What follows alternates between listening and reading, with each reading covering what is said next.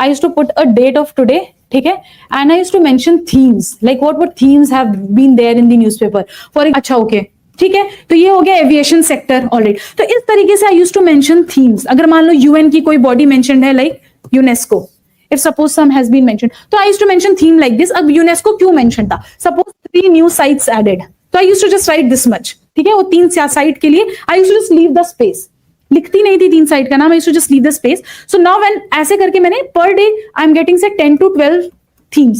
Next day when I come and read the newspaper, आपको नहीं लग रहा है रायन इजराइल फिर से आएगा, ये फिर से आएगा, तो मैंने क्या किया, अब today I will have 8 to 7 themes only. तो पर डे करते करते at the end of the month कितने थीम हो जाएंगे, 5-6 नए थीम दिखेंगे न्यूज़पेपर में, राइट। तो इस तरीके से मेरे खुद के मंथली 10 पेजेस क्रिएट हो गए जिसमें मैंने 10-10, 15-15 थीम्स लिखे हुए हैं।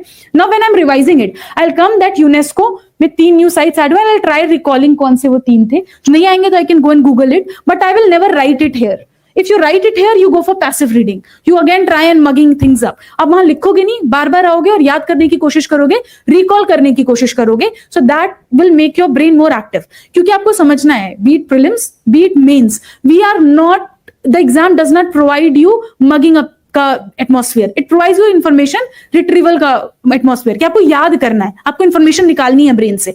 तो वही यहाँ घर पे प्लान, मतलब घर पे इसी तरीके से शुरू करो, ट्राई रिमेंबरिंग थिंग्स, ठीक है, तो it will be easier for you to apply the same model in your exams, ठीक है। No more questions on